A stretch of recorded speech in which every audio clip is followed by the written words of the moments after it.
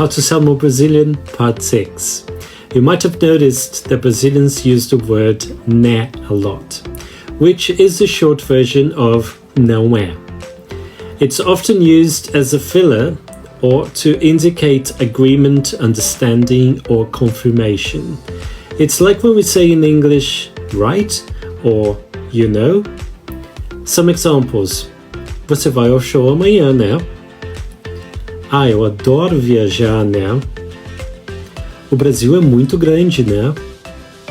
So, in short, né is a very versatile word that can be used in many different situations to indicate a sense of shared understanding or to confirm something. If you try to use né in moderation, of course, you will definitely sound more natural and fluent.